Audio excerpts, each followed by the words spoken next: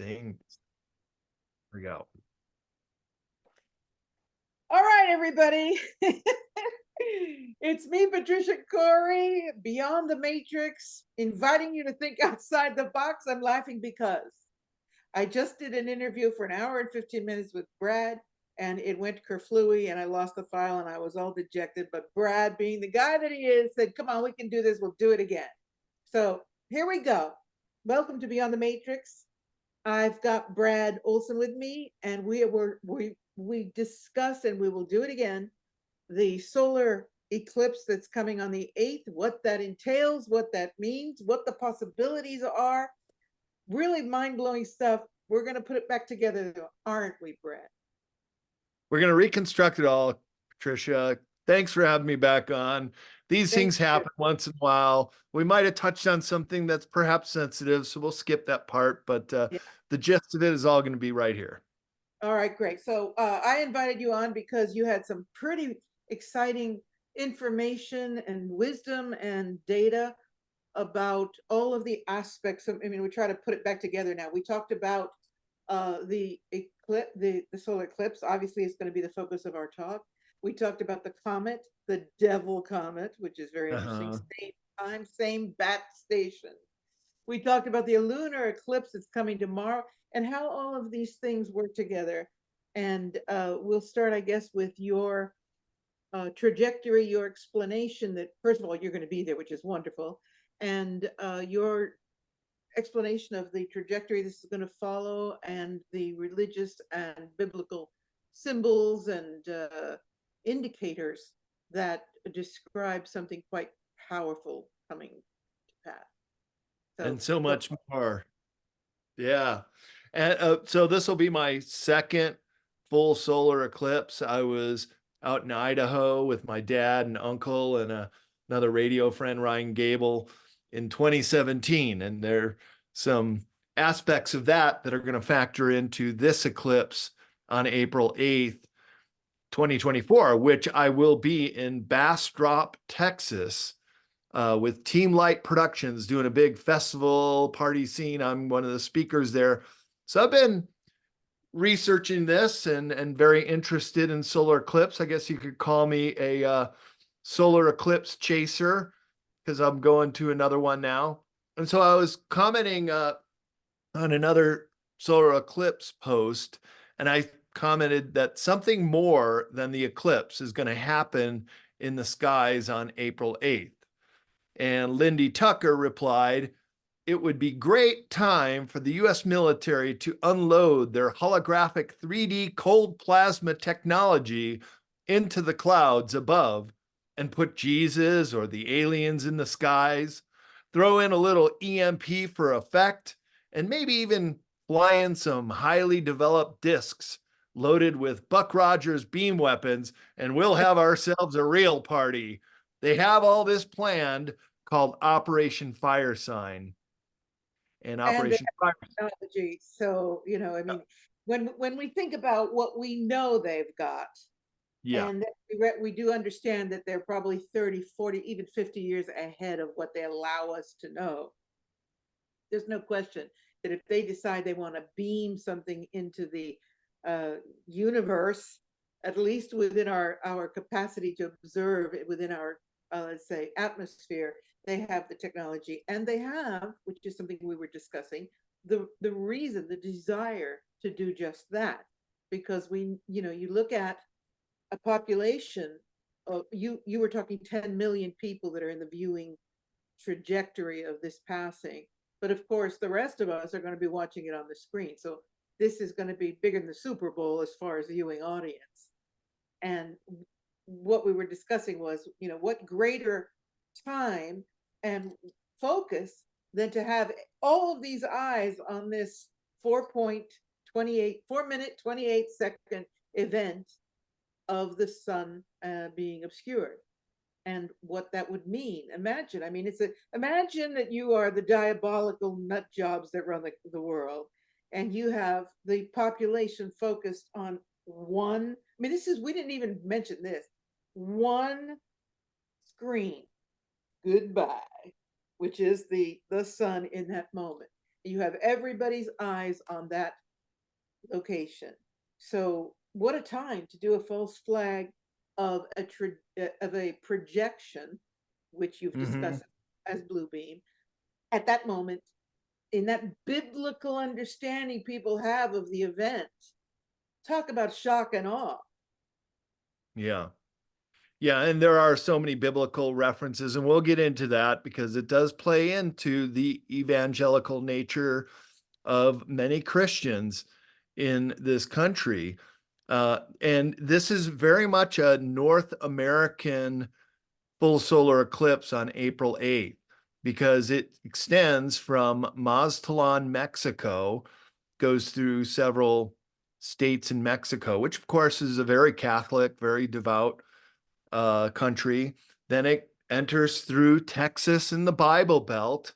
It goes Yeah. up to a very important confluence around southern Illinois, a confluence with the past 2017 eclipse, as well as this New Madrid fault line, which also can play a factor. I'll discuss that in a sec. And it continues on up through the Midwestern states, Ohio, Pennsylvania, upstate New York, and then a few of the New England northern states, right through the middle of Maine, and then out into the provinces of Quebec and the maritime provinces of Canada. So it does cross through all three countries in North America, and they're all Christian countries. So this is kind of significant because, as you mentioned, millions of people are going to be driving into the eclipse zone, which is, I think, about 100 miles or so either direction. And if you're in a city in the east, you're going to drive in from the east, you're coming from the west. So the roads are probably going to get clogged in all directions. And one thing I noticed when I was at the eclipse in 2017 is that we're up on a high altitude plateau in Idaho, and we had the ability to see the horizon in all three directions. And the coolest thing I remember was that when totality happens and the moon blocks out the sun, and everything goes dark, like it's night out, you see the stars and the moon, and in this case, the devil's comet. I'll explain that in a second too. That everything goes dark except for right around the horizon. It's still light out. It's like twilight out. So it's quite an unusual phenomenon. And on the scale of witnessing a natural phenomenon event, some of them can be dangerous. Say you're chasing a tornado, or you're in a hurricane, or experience an earthquake, or a volcano. You could get hurt from those. But with a solar eclipse, they're totally benign. Nobody gets hurt, right, from the actual event itself. Yet we have the National Guard being called out in at least 6 states. And uh, as you mentioned, the sheriffs are being asked to come into Washington, D.C. and be debriefed by Homeland Security. So Right. seems to be something more to all this. Well, we have whistleblowers who are declaring, one in particular whose name I don't remember, who declared that he spoke with a sheriff who had just come back from DC, and that there was a room full of sheriffs from different states that are on that trajectory that were being, let's say, more than told what to do. And so the question I pose to you is, National Guard is going to be called in, the sheriffs are being brought into line. So that we, from the patriot point of view, the sheriffs are kind of like our guys, our state guys. And now we're seeing the sheriffs being federalized. So we've got sheriffs being federalized, um, National Guard being called in, and warnings from Homeland Security that people should have water, extra food, and all of the emergency kind of rhetoric coming down, which seems a little overkill, pardon the pun, for a minute 28-second joyous celestial event. So there is reason to believe they're going to pull something. The other thing is, I was at the 2017 one. I never heard a warning to be prepared and stock up on food and make sure your gas tanks are all filled and make sure you have plenty of emergency water. They didn't say that in 2017, but they're saying it now. Well, they need an event now.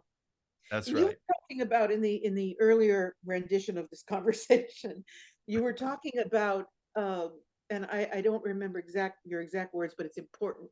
You were talking about how Project Bluebeam was projected to occur in 2024. Can you elaborate Right. on that? Sure. So let's start with what we know about Project Bluebeam.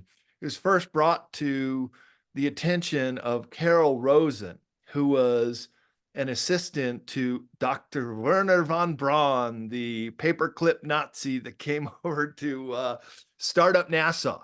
And he had a second heart, I guess, because he did have a successful career in America and knew some of the game plans and so forth. And so he told Carol Rosen, who I saw speak at UFO conference back in the late 90s, and she reiterated that what he said was there would be a lot of events that would happen. One of them was the war on terror, and then there would be other economic factors, and there were certain stress points that would bring the public to the bidding of the globalists. Because when they did the fake alien invasion, that would be the milestone to usher in the full New World Order agenda. And he kept saying to Carol Rosen, they're going to try to do a fake alien invasion and don't believe them, whatever you do. And she didn't, and she told us not to either. But then there was this whistleblower came out of the CIA, and he also did this video way back in the late 80s, and he said that 2024 would be the projected date that they would do it. And again, don't believe it; it's going to be fakes. But now we have tens of thousands of people here in North America that are going to be going out to the ECLIPSE line, myself included. Everybody's going to be trained to the sky. Everybody's got their phone. You couldn't have a more rapturous audience looking to the sky. And if they were going to pull some kind of fake holographic uh, deal, and it could be Jesus in the sky too. That is also part of it. There are many factors of Project Bluebeam, and I do describe this in my book Beyond Esoteric. But this Operation Fire Sign being specifically the false flag of a fake alien invasion or a holographic image of the Messiah would be a different dimension, because and I think in this country where you still have a lot of very religious people that take the Bible literally, and we should go into all the different biblical events too. But you have what's also called, and talk about this being a triggering event too, the devil's comet being up in the air and visible during the solar eclipse. So astronomy.com describes it. The last time, it's actually called Comet Pons Brooks, the devil comet. Last time it passed peripherally on the closest point to the sun in its orbit was 1954. And at that time, everybody's reading comic books, and they were saying that this comet is what gave Superman his powers. The next will be the next year on April 21st, 2024. And that's just 2 weeks after the April 8th total solar eclipse that will cross North America, that we now know as the comet Pons Brooks will be in the sky near the sun during totality. It's likely to be bright enough to be picked up with binoculars, and if an outburst again, perhaps even visible to the naked eye in the daytime twilight, brought on as the moon covers the sun. So when it goes into totality, it has this very characteristic double tail. Is the other weird thing about this Devil's Comet, returning for the first time in 71 years. And so I made a post: just when you thought it couldn't get any weirder, here comes the Devil's Comet. A rare and massive comet with a devilish nickname is set to pass Earth for the first time in 71 years and may be visible during the highly anticipated April 8th total solar eclipse, according to NASA. So we've got tomorrow, March 25th, we've got a lunar eclipse. We're just coming from a very, very, very powerful full moon. I mean, it was really noticeable last night in the sky here. So we've got 2 weeks prior, I've got my figures right. 2 weeks prior to the solar, we've got the lunar, and then 2 weeks, and in that framework of the solar eclipse, we've got the devil's comet, and then 2 weeks after, what have we got? And then April. so then after the eclipse, actually on May 1st, there was an executive order signed by this current pretendency that in 2022, a financial reset executive order on May 1st. May 1st, May Day, another significant date. See, these dates do not come lightly, especially with this globalist cabal. They love their dates. They love their synchronicities. They love their tie-ins to these celestial events in which to pull their events off, including false flags. That's why all these numbers, we could say that's coincidence, but they do have meaning to this global elite. It could just be interesting dates to us, but they have meaning to them. Yeah, oh, definitely. They're heavily into, it's part of the magic, and the gematria is what they play with. You were talking about 6666. Can you remind us about that? Right. And so this is the pathway of the last solar eclipse, which occurred 6 years, 6 months, and 6 weeks and 6 days after the last total eclipse over the US in 2017 to the one coming up on April 8th. And they present a cross or an X right in the middle of the country, with the X marks the spot being in southern Illinois and in eastern Missouri. And that's very significant because that's about dead on to the New Madrid fault line. It's a very powerful fault line for earthquakes. And I grew up in Illinois, and I remember hearing about a couple earthquakes the time I was there. Most are very, very light. We never felt them in Chicago, but once in a while, like the San Andreas fault in California, it'll open up and be a big earthquake. So for example, in the year 1811 was the last really big earthquake of the New Madrid fault line. Just happened to be a couple weeks after an eclipse that passed over the area as well.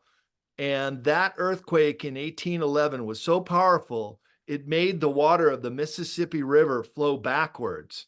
And it was so powerful, it was felt all the way out to South Carolina. As I mentioned to you earlier, a couple of months ago, I was obsessing on this X, and to people, what is with this X appearing everywhere? We've got SpaceX, but the one that really gets me, because we've got plenty of it, Twitter now is X. I mean, Elon Musk is all about X, and he would know that you've got the X's on the chart, or the trajectory of what's coming down on the map that you so brilliantly illustrated. But it's just funny that the new wave of the seems lurking, and they're calling the eventuality of what that would be required for disease X. The X is for my comfort zone, I'll tell you.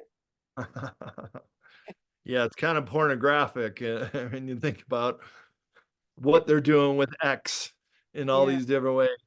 And X marks the spot here. And that's actually significant because the X in the path of the two eclipses from 2017 and 2024 spells in Hebrew the Alpha. And then the Omega is the previous eclipse before that, which is like a giant A shape when you consider the other two paths of the eclipse. So then you have the Alpha to the Omega which is Tav in Hebrew. And of course, in the Old Testament of the Bible, God said that he is the Alpha to the Omega. That is the A to Z, the everything in our world. And here we have the A to Z, the Alpha to the Omega as Tav being represented in the paths of the eclipse over North America in the past decade. So, okay, that's not really clear to me, so I want to be sure to make people understand what you mean. I have seen on the map of the A symbol, but what is representing the omega, the X? correct. Yeah, that Oh, the Alpha to the Omega is the A to Z. okay. Those are Greek letters in the alphabet, and that's a pretty common saying, the Alpha to the Omega, meaning all encompassing. So that's pretty weird. And then you have these place names all across the country. So on April 8th, the eclipse is going to pass over 7 US cities and 1 Canadian city with the name of Nineveh. And Nineveh in the Bible represents repenting. And there's even a town in Indiana called Repent, Indiana, that it passes over. It will also pass over 7 US cities named Salem, which is named for peace, briefly named after abbreviation for Jerusalem, the capital, biblical capital where Jesus Christ lived his last days. Also overturned the table of the money changers, the only act of violence of Jesus in the Bible, by the way. Otherwise, he always spoke of peace, Salem. So there are these other alignments that are also happening in the sky. We mentioned the Devil's Comet, and all of the major planets are also in perfect alignment with the 2024 total solar eclipse, along with Pleiades and the Devil's Comet. So one thing in some of the doomsday maps that I've seen and looked at and prophecies that have never come to pass, but every time the planets align, there is also some gravity issues that could take place that Sure. could trigger an earthquake. Okay, so now we're back to the New Madrid fault line with this eclipse going right over the epicenter area of where these earthquakes occur. Now, that's not to say we're going to experience a huge earthquake that day from natural forces, although it could, but it's a very easy scapegoat to say that an earthquake was triggered. Now, we know that there are HARP arrays, and it's quite, this is science that's over a decade old, that they can trigger earthquakes using these HARP arrays, as well as using the chemtrails to steer different weather patterns in. So we're going to see if we're going to be sprayed that day, because that could be a way to cover the skies, or if something happens. So in itineration number 1, I was making the point of saying there are acts of God, but there are also acts of men and humans who can make some of these things happen that look like acts of God. And we talked about all the strange fires across the country where the trees are burning from the inside, or buildings are turned to white dust, yet sometimes the trees and bushes will remain around them, and quite possibly being used by directed energy weapons, blamed on wildfires. And this is a way that the insurance companies can weasel out of it too. It's an act of God, Good so point. therefore you're not covered fully. But what if it was an act of man all the time? And this is what I was saying earlier about the magician's trick, which is always, hey, look over here while I pull the rabbit out over here, right? Yeah. So they're really good masters of disguise, of So, doing these tricks, the sleight of hand. Yeah, so to wit, therefore, if they've got everybody looking at one location in the sky, that is the ultimate magician's hand. That's why I'm correct. concerned, and we have in our earlier conversation tried to make it very clear we weren't trying to fearmonger in any way. But Yeah. my concern is if everybody's looking there, Patricia Cori would not be looking only there. I would want to know what is in the periphery, because I'm being brought to be looking there for 4 minutes and 28 seconds. So I want to know what's going around me. Um, let's say that preventative medicine, it's a really good idea to have an idea of your environment as you go into that experience. And that's why these warnings concern me, because what if they got planned for that peripheral activity? Because, I mean, this is a pretty exciting thing for anyone who would want to control human consciousness, to have everybody focused in one place. And in our last conversation, you were talking about the blue beam, which is very important in this conversation, the ability to beam whatever image they want to beam, and the auditory brain. Can you describe that? I forget your terminology It's for that. called voice to skull technology, which is also decades old. And I do describe this in my book, Beyond Esoteric, in the context of pulling off this Project Bluebeam. This is technology that is really decades old. It's definitely available and can be used. And now that we see that we're being attacked by our own government or some elements within that are intent on doing harm and playing the magician's trick and saying it's something over here, but really what's going on is over there, that if they were to pull off this Project Bluebeam fire sign, doing the fake holographic projection in the sky, they could make it twice as realistic but for beaming voices in your skull, which would make you feel schizophrenic. I'm hearing voices in the skull, but you're looking at the sky, and if they happen to do the Messiah and his lips are moving and you're hearing the words, how realistic would that seem? I would say 99% of the people would fall for it. Yeah, and what worries me is that the words could be turn the other cheek, lay down your arms, be pacifistic, and join and come with me into the light. Everything is Cosmotronsky. And meanwhile, the whatever diabolical plan they have that would require a passive civilization, especially the patriot zones, right? Would be very facilitated by this. So it's important that we bring this up, not because we want people to be afraid, but because if they do see something like that, they have that moment of lucidity to ask themselves, what exactly am I hearing and seeing here? Am I being manipulated? And wouldn't it be wonderful to have such a divine sign? But like I said, when you've got the entire planet focused on one location in the sky, it gives me pause to think this would be an opportune moment for a false flag event. And then the question remains, and I'd love to have your take on this.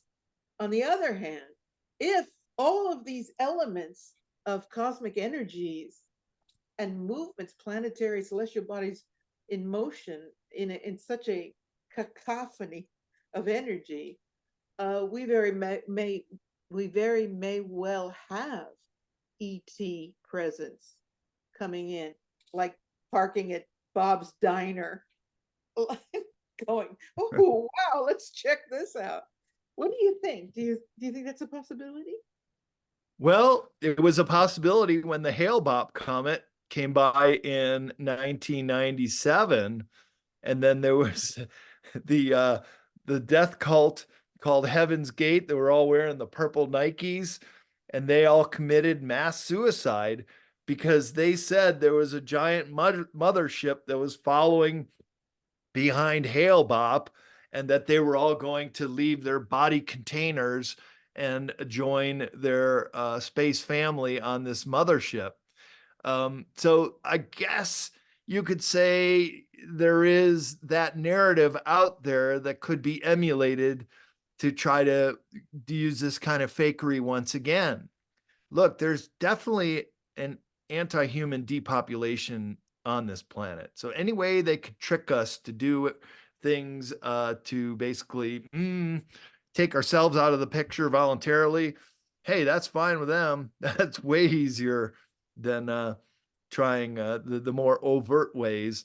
So I could imagine there could be some kind of this trickery and using the model of the Hale-Bopp mothership. Of course, nobody ever saw one in a telescope. Nobody said that there was one except for this group Heaven's Gate, but it could be used as part of the trickery, right? This is predictive programming to make us think that, okay, the devil's comet's got a mothership following it.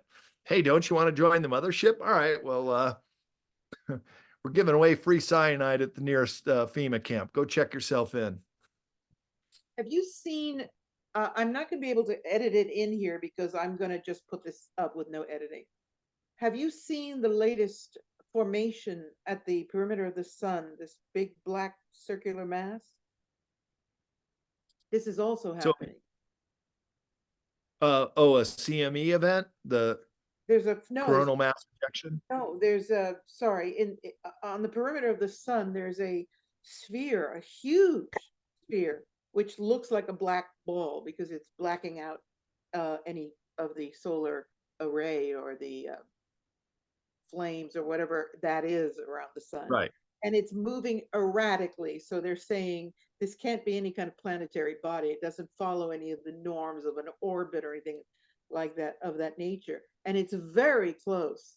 So that lends to how could anything survive that kind of heat? Have you seen it? Well, I know that they put the round screen over the sun so they can watch the No. This coronal is an mass object. ejections. This is an Ah, object on the perimeter of the sun. A big no, black. I wasn't aware of that. All right, well, here comes our mothership, Patricia. There we go. We're getting a little predictive programming here, maybe. It's all And so, it's appearing now because I've seen one before.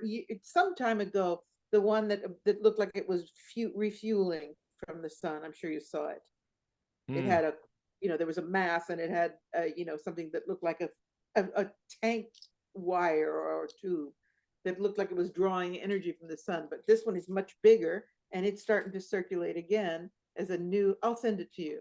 And I thought, well, okay, interesting that we're getting this too. Is this an illusion? Is the sun an optical illusion or the one of what they project to us on their Soho screen?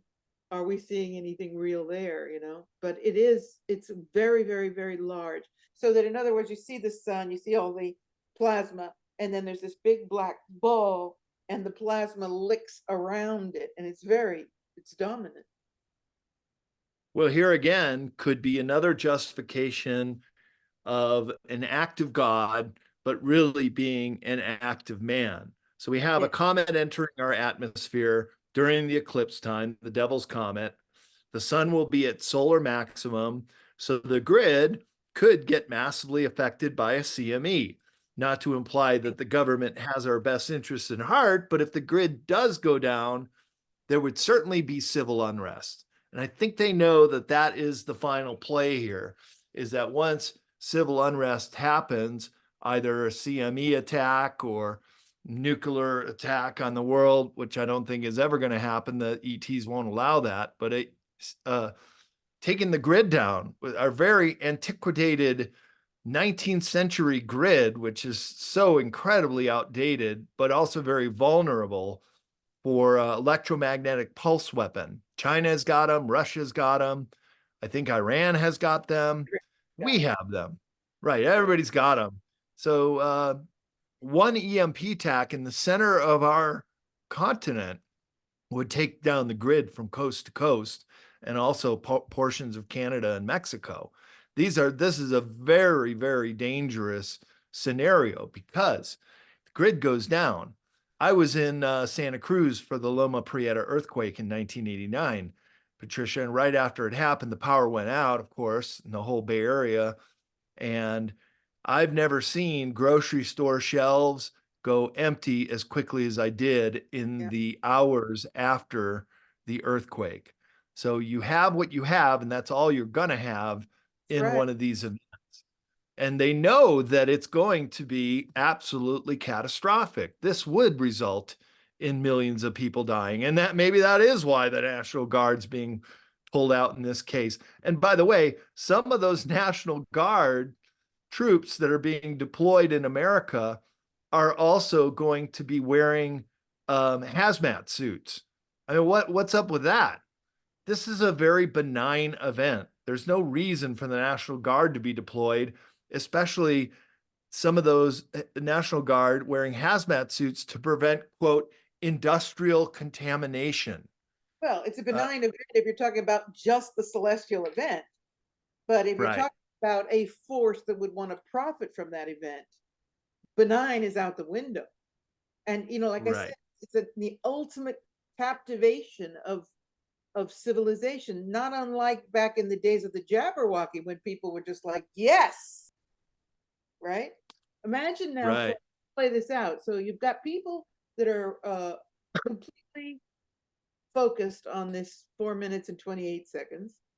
Mhm. And you've got a projection of Jesus Christ saying, come to me, trust me, lay down your arms, and boom, bam. In the middle of this happening, the lights go out and the grid goes down, and you've got the National Guard and the sheriffs and God knows what else in place. It's very, very alarming. And we hope Yes, it really that's is. not what's going to play out. But this is why I call myself a pragmatic psychic. And I always want to have a plan B. It's like if everybody's going to be doing that, I'm not going to be doing that ever. I'm like, okay, I'll be doing it this way, but I won't be doing it the way everyone else is. Because look at Maui. It's Mhm. not a good idea to be in when they're telling you you're going to need extra water and extra food. Why? Why are they even putting this out unless something is planned? And Mm. talking about being in the car, have extra gas. Get off the road, baby. Get off the road. Well, it's gonna be crowded roads in the Yeah, hours afterwards. It certainly was in 2017 and even more so now because it's so much more accessible, and it goes through a lot of these major cities. So it's gonna be even more of a traffic jam. Maybe the National Guard is justifying for being out there because they gotta manage the crowd flow, but I've never heard that happen before. it's a 4 minute, 28-second event. Yeah. I mean, it's one thing if we were going to have a galactic light show for 28, 24 hours, but it doesn't ring well at all. And I think we should all be thrilled about the potential of such incredible, I'll use the word again, cacophony, celestial cacophony of movements. But there's a lot to be concerned about. I know you've got time constraints. How are you doing? Good, and I got a couple more of the biblical things we Great. can I bring was in going to ask. here just to show some more of the ways that we could be manipulated by people thinking that this is a biblical event, and it says so in Revelations and the prophecies of the Bible, including a cicada locust plague is also supposed to be centered in the area of this New Madrid fault line area at the same time. Uh, I'm just reading off this list of weird coincidences, which I think they are. So the X intersection of the last two biggest eclipses does intersect over the Great New Madrid fault line. But it's interesting that the Chinese spy balloon followed the path of the 2017 eclipse as well, exiting out in South Carolina. The last solar eclipse followed the path of the crack across America from Montana to Florida. Not quite sure what the crack is, but I'm just reading out this list here. And the path of totality begins in America in a place called Jonah, also the one who called Nineveh to represent as a total solar eclipse happened overhead.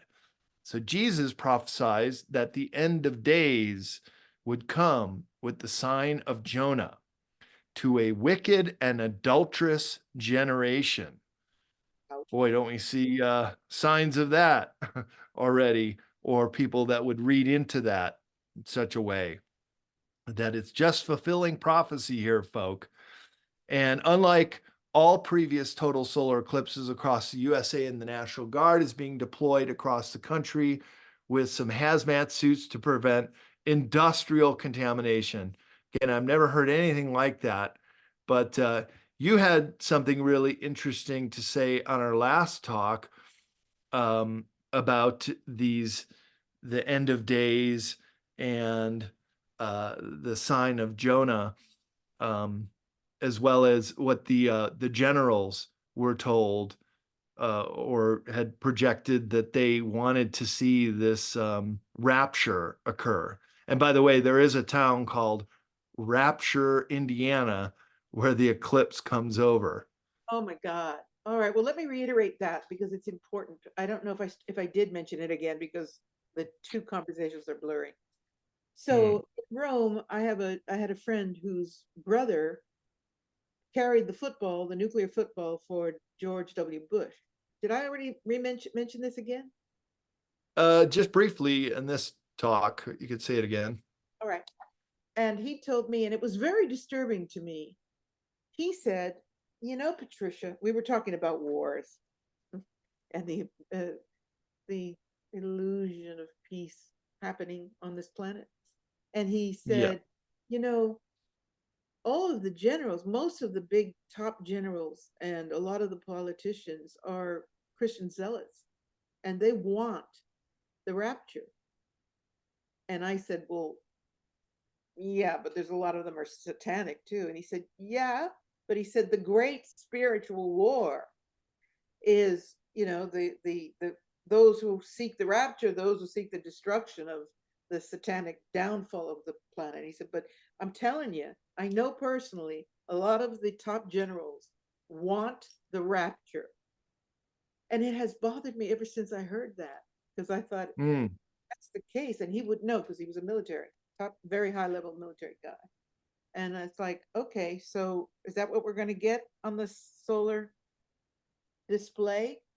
Like you said, you know, is Jesus going to come out and talk to everybody and say, "I am the Messiah, come to me, come to my light," or whatever? But the coinciding of that possibility with National Guard, sheriffs that have been bought or at least ordered, uh, you know, FEMA, I don't even want to think about that. It's something that needs to be thought about.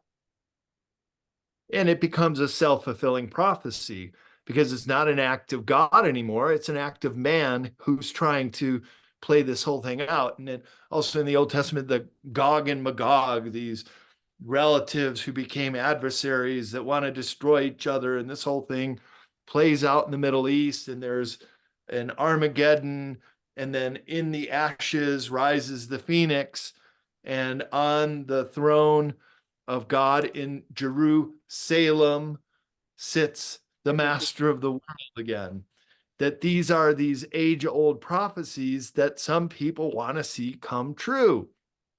So I've got this other magazine article from a Evangelical magazine describing the eclipse in 2024. And the headline is "The Eclipse Declares the Glory of God versus 2024."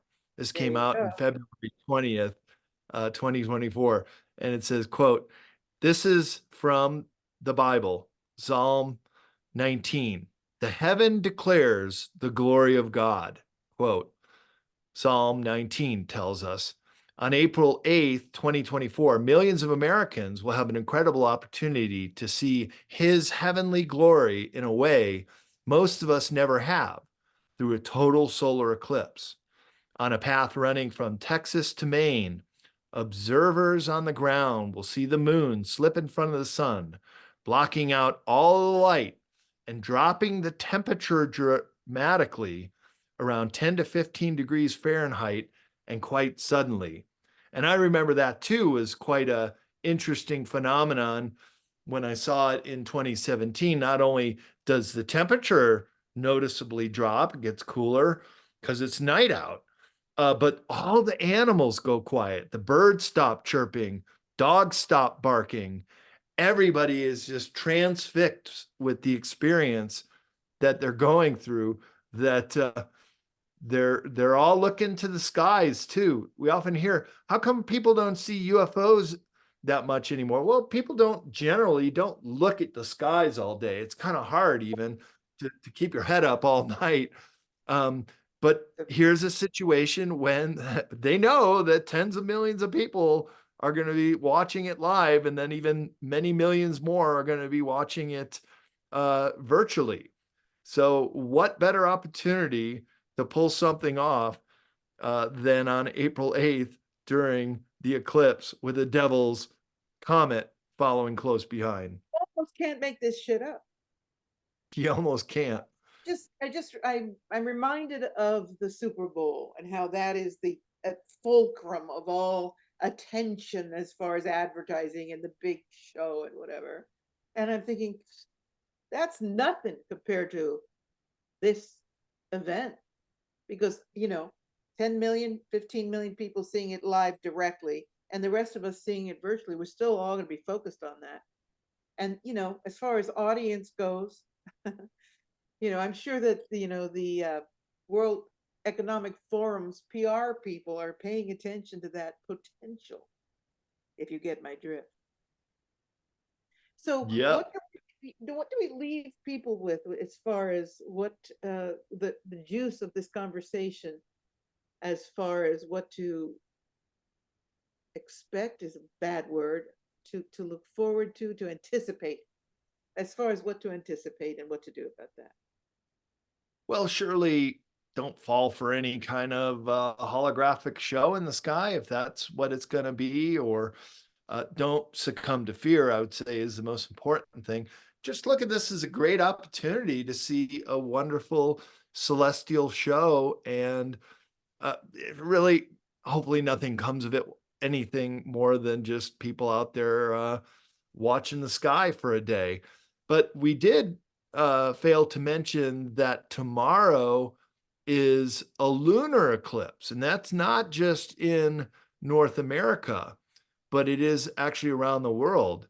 So the path of totality for this total solar eclipse does run through Mexico, the US, and Canada only. But to add, a solar eclipse always occurs about 2 weeks before or after a lunar eclipse. So we have one coming on March 25th, which happens to also be the date that the judge has ordered the seizure of Mr. T's property if he can't come up with $500 million. So there's that date again. Dates, they love these dates. The And that, penumbral lunar eclipse occurs when the Earth, Sun, and Moon align so that the Moon passes through the penumbra, the outer part of the Earth's shadow, which takes place on March 25th and will cover, so people will be able to witness in Europe, Northeast and Asia, much of Australia, much of Africa, much of North America, South America, Pacific, Atlantic, Arctic, even Antarctica. Interesting facts specifically about March 25th. Introduced in AD 527, this was the first day of the Christian New Year, also known as the Feast of the Annunciation, celebrated as a date when Angel Gabriel visited Mary to announce she would be giving birth to the Son of God. So on March 25th, this was also calculated as the date of the real crucifixion of Jesus when the world went dark. A rather auspicious or inauspicious date. Events attributed to the 24th of March are plenty, from Adam's creation to Abraham's sacrifice to Christ's conception, and then ultimately to Jesus' crucifixion, and now a penumbral lunar eclipse taking place 2 weeks prior to the total solar eclipse. Patricia, I'll just say these are interesting times and interesting planetary alignments, scheduling that these parasitic elites always love to adhere to. And yes, that's why I'm a little bit concerned. Yeah, they're going to try to pull yeah, some they're kind of going to mother try. of all false flags. By the way, March 25th, I believe also Trump, his deal to sell off his whatever shares of Truth Social, I think, are going through as well, and he'll be bringing in $3 or $4 billion for that. Trump, always a character, always coming up on the winning side, despite what's being thrown at him. So, yeah, having that energy, celestial energy, to support that, that's interesting too. Mamma mia. So what I'd like to leave people with, aside from what we've discussed, because I know that you've got time constraints, so I'll try to wrap here, is look at things in balance. The spiritual hunger we have is fierce, and we need something extraordinary to nourish that belief that we're going to come out on the other side of this thing, but also the logic, the grounded perception of, let me not be suckered into watching the magician's hand over here, and meanwhile over here they're dipping into my purse. So let everyone come away from this conversation hopefully with a very optimistic idea that this is phenomenal time in our evolution, but with a just a drop of caution that, yeah, that gorgeous rainbow mass that you see in the sky is not a rainbow. It's a mass of chemtrail ooze. See it for what it is, so that when you see a real rainbow, you can tell a difference. And in the case of this, see it for what it is. Celebrate, like you said, the God event, not the human event. Do you have Absolutely right. a word for us about that? Well, really just be in a state of awe, because that is what this event is. But it's perfectly benign. Nobody's going to get hurt. At least they shouldn't, unless there's an active man involved. But it's just a wonderful experience. And I'm looking forward to being in Texas at the Team Light event. And I get to speak the day before, and they're flying me out there and get to check out this part of Texas I've never been in before. So I'm just thinking that it's just an interesting time to be alive and to see this all. And don't succumb to the fear, and just be present in the moment and enjoy this incredible natural phenomenon that we're going to get to experience. With eyes wide open. Yes, always. It's I can just imagine what a celebration it's going to be with you speaking and with all these tuned in people. And I'm sure everyone that's listening joins me in telling you, go forth and prosper, have a wonderful experience. And when you get back, after a while, um, hopefully we can get back together and you can give us the lowdown and get some footage, hopefully, too. Yeah, that sounds good. Let's try to reconvene after all this is said and done, and I'll give you guys a recap of what it was like to be there at Texas to see it all. And Great. hopefully nothing will happen that is not meant to happen, but I don't fear anything. Just bring it. As a hound dog said in Armageddon, come on, I've got the best seat in the house. So I'll enjoy that part too. All right, everybody. Well, I'm not going to have any kind of leader or lead out graphics, because I'm going to just get this up as it is live with Brad. So let us both take the occasion. And here comes Pepper. She always knows when I'm finishing.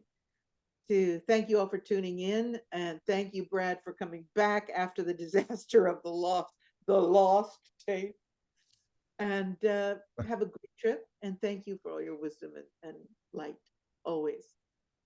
Oh, always great to connect with you, Patricia. And I just did want to mention, if people want to follow my conference schedule, you can go to bradolsen.com. And anybody want to check out my books or some of the other authors we publish at cccpublishing.com. People order my books off that website. I'm able to sign copies for people and send them out the door. Thank you for adding that. I should have done it, but I'm still in a fog. That's all good. Check out my book, Hacking the God Code. It's still very relevant, and you want to be reading it if you haven't read it yet. And for the rest, don't forget to subscribe. They keep diminishing my subscribers. I have to keep getting people back in. So come on, you guys, help me with these algorithms. All right. This is Patricia Cori with the lovely Brad Olsen signing out. Thanks, everybody. Take care. Okie doke. Thanks, Brad. Yeah. Have a wonderful dinner. We did it. You're a star. I All will. right, great. I'll That get it. wasn't too painful. Oh, No, I'll- yeah. Didn't quite okay. mention as much as we did the first time, but that's all right. That was It's fine. it's all right. Yeah, We it's all right. covered our grounds. Yeah. Yeah. All right. Listen, you have a wonderful experience. I'll be thinking of you. All right. Thanks, Patricia. Thank you See too. the video on Facebook here shortly, I'm sure. Yeah. Take All care. right. Good night.